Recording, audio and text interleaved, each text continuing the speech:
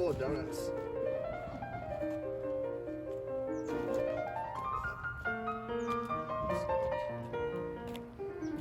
We have those purple, the cranberry pan racer tires. Oh yeah, you get some of those too?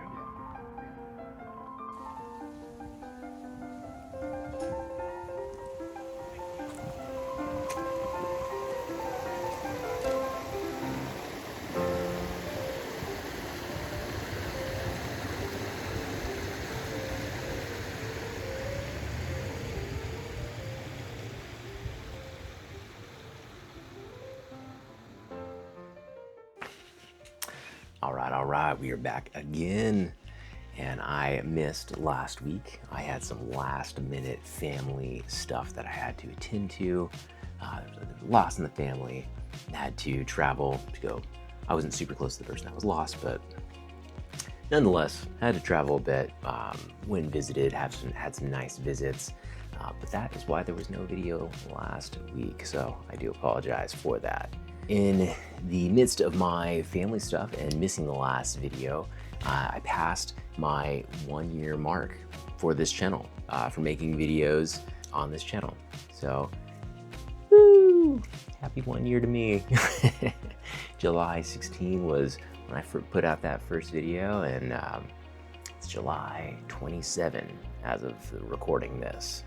So, 1 whole year. It's been a wild ride. Now this channel hasn't, like blown up or anything, but it has had a trickle of consistent follows, and I've managed to, gather a small following, and it's been an interesting practice for me. I think in terms of like consistency, it's been a challenge in multiple ways. I have a neurodivergent, like depressive mind, so pressing forth has been a test of my ability to ideate, to focus, stay motivated, not be overwhelmed, plan, and follow through. So it's been interesting to try and balance making a thing that you want to make, but something that's also palatable and entertaining for the masses. I think with the show, I've picked a challenging juxtaposition between featuring this light and fun thing that is, miniature tabletop hobby and all that entails, while also trying to bring up and talk about different philosophical ideas or things that are happening in the world, that have effect on me and my mental state and my hobbying, But yeah, I don't know. Overall, all that to say, I think it's been a really rad experience. It's been an opportunity to create an abstraction of my thoughts, my likes, dislikes, existence, hobby, and just put it out there to the world, And it's been a fun experimental thing, and it's been a challenging practice to continue on in this framework. I kind of set some constraints as to the form of the show and how I want it to flow. And sometimes it's hard to stick to that. I want to venture off and do other things. And of course I can, but I think sometimes it's good to have those boundaries. So yeah, it's been a challenge working within that framework I initially set out. And I've been humbled in this process by the folks who really seem to dig these videos and are on board with the vision and the way I present. So, and not only support in terms of watching the show and interacting, but monetarily supporting me through Patreon and other means. So I just want to say thank you, all you lovely people, my patrons, followers, subscribers, everybody that gives it the old thumbs up, I appreciate y'all. It makes me stoked to keep making stuff, But that said, I don't just do this show for the accolades. I do it because I love the miniature hobby, and I love all the crafty shit that goes with it. It's a fun time. So I thought, in celebration of a year of making this little show, I'd like to look back on things that I've made, that I've painted, and yeah, I've always loved watching Jay from Eons of Battle. He does a year of review type video, where he gathers all the fruits of his labors, all the things he's painted, and he puts them all out, and he just revels in them and shows them off. So, in this episode, that is what I'm going to be doing. So, cut to other Tyler. All right, so here it is. Here's the accumulation of all the things I have done throughout this show, throughout this year. The various projects, terrain, building and painting I've done. And this isn't even all of it. This is just a representation of it. So I got a little bit of each thing. A few things are just the thing in and of itself, and that's it. But it's a healthy amount of stuff, to say the least. And it's cool to see it all gathered. I definitely have a style and a look. Looks like all my stuff is from the same world. That's, I don't know, that's fun, it's cool, I like that. But yeah, starting over here, good old, the Big Bot Bash Challenge. I made this giant scything AI robot that, there's a whole video on it, really. There's actually 2 videos on it, so I'm gonna put the link there. But that was a fun and challenging thing to do. I've never really, I've always admired Bill making stuff in his videos and watching him do these trash bash things, but I never tried it myself until this Big Bot Bash, and it was a challenge. But it was fun, and I've got a cool result and a couple fun videos. Moving on to some of these front guys, we got the whole Tyranid crew here. Last year, 2024, back in November, went to Atlanta, Georgia, to the 2024 Warhammer Grand Narrative, the Warhammer 40K Grand Narrative. Me and a few buddies, we all went, had a great time. I built out 2,000 points of Tyranids, painted them up as the High Fleet Kraken, and they were a lot of fun to paint. It's probably been one of the most enjoyable for having to paint the scheme over and over, the same scheme. I don't know. It was a great experience. Somehow it didn't get boring. Yeah, the good old Tyranids. They haven't won me in a lot of games, but they fucking look cool, and they're a classic baddie in the 40K world, and I do love them. And along with the Tyranids, I was just so stoked on them, and I had extra bits, and I was super into the idea of making games and interactive terrain at the time. So I made these out of cardboard and hot glue and just paint. I made these really cool Tyranid terrain pieces. These biological constructs, like this weird shelled spike that's growing out of the ground. And then I made a hatched Carnifex egg and an unhatched Carnifex egg. So yeah, I haven't even used them in game, but they're fun and they look great and pair well with the High Fleet I painted. Another bit of terrain, I did quite a few videos on this, was the trench terrain. I started out with the trench panel, and then I made a trip to IKEA. We got some furniture and stuff, and the cardboard packing in there was fucking perfect. It was like these little rectangular chunks. So I used those to make trench sections.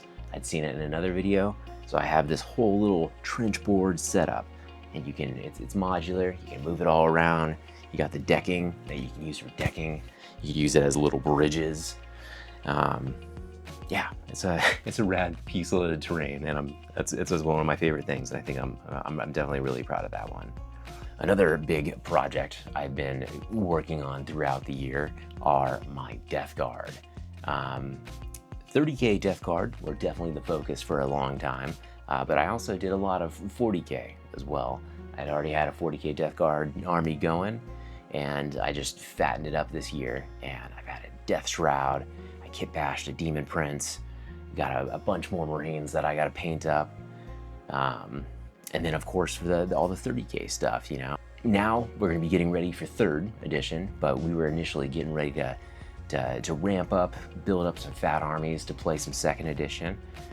But yeah, we're gonna just keep building up the Death Guard. We got our Cerastus Knight from House Maccabeus. This is gonna be the house, the Allegiant house that I'm gonna have scrap it out in some of the bigger fights. But yeah, the 30K Death Guard. super stoked on them. They've been a fun exploration paint-wise too, because it kind of didn't take me away from my slap chop style, but it kind of taught me to use it in a different way and different applications. Using the speed paint is more of like an undercoat, like a dynamic, dramatic undercoat that you go on top of with acrylic. Anyway, but, it's been a fun journey with those guys, and I've got probably 20, 30 more dudes to paint up the night and a couple tanks. So the journey is far from over. Then moving on to some of my less central projects, I have the Orks. Now these tanks, these little the grot tanks, I did not paint up on this channel, but I did experiment with the villainy inks. And so I rusted them up a little bit. I gave them a little bit of the ink treatment, and yeah, they're really cool. And along with the grot tanks, we got a couple other squig riding orcs. We got old Scragbad on the great white squigosaur, and then just the old generic lackey squig leader. And then my most recent project, I mentioned it I think the last episode, I'm doing the one-page rules robot legions, and they're the Necrons pretty much, but it's the one-page rules. It's their version of them. My buddy printed these out for me, and I've started painting them up. It's really cool. I'm trying to just keep the painting of them as simple as possible. Just a really down and dirty scheme. A silver body with a wash, a brown cape, done. That's kind of what I'm doing. So I'm pretty stoked on them, and I'm stoked to play some near future one-page rules. And then finally, we got the Walking Lair. This was, I don't know, I was super excited about this, and I still am. I still love to look at it up on my shelf all the time. This is a thing I made for a little game called Death Wizards, which is a tabletop skirmish game where you play like a necromancer, and you have your necromantic minions, and you have a lair, and this lair gives you stats pretty much. But if you want, it says go ahead and make one if you want. I did want to, so I did make one. So this is my Walking Lair, and I love it. It's cool. It's like this big lair, obviously, this castle type thing, and this wizard uses necromantic powers to enchant the roots beneath the lair and land. And he uprooted this big old hunk of land with his house, his castle, his lair on top of it. There's these giant root legs, and then he has his undead necromantic minions that are in a little graveyard right here, and they can fall out on the townspeople from below and attack. So it was a really fun project. Walking Lair. Now there's spider webs growing on it. That's how much I use it. But yeah, these are just some of my projects. Some of the things that are not here that were huge undertakings. Well, one huge undertaking was I did a commission for my buddy, and I did the Rowan Deepers. I did probably 100 individual little infantry guardsmen, and I painted those up for him. That was a huge project. I recently did the Primarch Mortarion, and then now I'm also doing, pointing back to my desk, I'm gonna be doing Angron, the Demon Primarch of Khorne. So I'm stoked on him, probably about like a third of the way through currently. But yeah, I have painted and built a ton of stuff. I've definitely sharpened my skills in doing all this, and I don't know, I mean, I've had a good time. It's been fun engaging with this and hanging out with people and just having a good time and being in community. But yeah, this is the stuff I've done this year. You know, it's been a year of making this show, and it's been easy and fun at times, and then at times it's been really challenging as you know, I have my own personal things going on, and it's a challenge to come up with ideas and be motivated to make the show. But ultimately, it's always something I'm pretty excited about, and I think about a lot. Like, I'm always thinking about like different little episode ideas. It's just the follow through a lot of times that I have a challenge with. which I guess ultimately would be the biggest accomplishment in this year, is that I did follow through and put out videos regularly. You know, for a long time there, I was doing it once a week.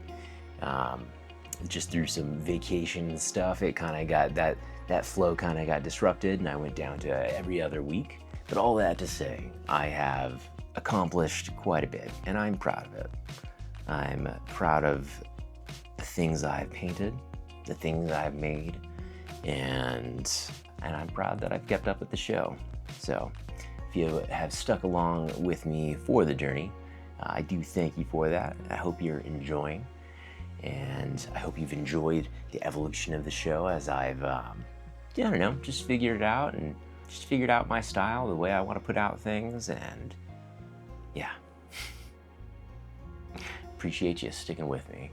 But if you like this video, be sure to give it a like. If you got something to say, leave me a comment down below. What was your favorite thing that I made this past year? I think if I was to pick a favorite, I am leaning, I think, towards the heresy stuff and the Walking Lair, which that's pretty hard, you know, because I'm proud of a lot of this, you know, but I really like the way the heresy Death Guard are looking. And this Walking Lair is just one of those first things that really gave me gusto and made me want to make, episodes and then make this show. So it has a fondness in my heart. It holds a special spot in my mind. But let me know what you think down in the comments.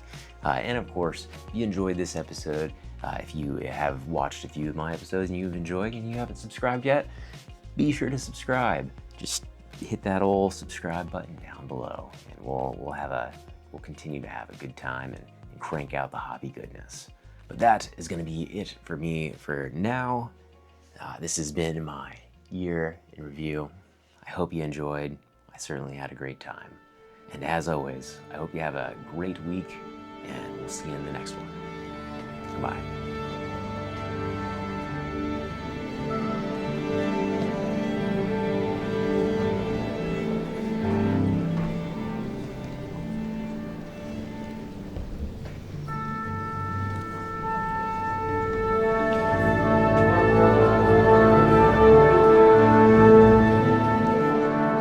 Today is July 28, 2025. Here are 7 dice. Today's numbers are: on the D20, 16. On the D12, 2. On the D10, 4. On the percentage die, 70. On the D8, 1. On the D6, 2. And on the D4, 2. Those are today's numbers.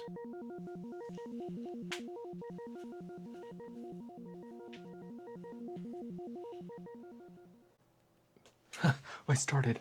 Oh my God. Let's see. All right, we are back again. Let's take a swig of water. Nice swig of water. Get nice and hydrated.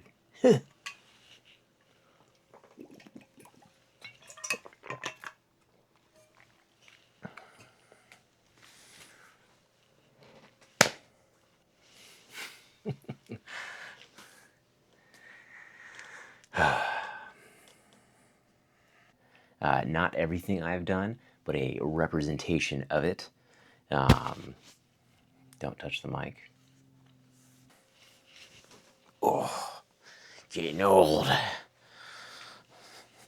Fuck. Ugh.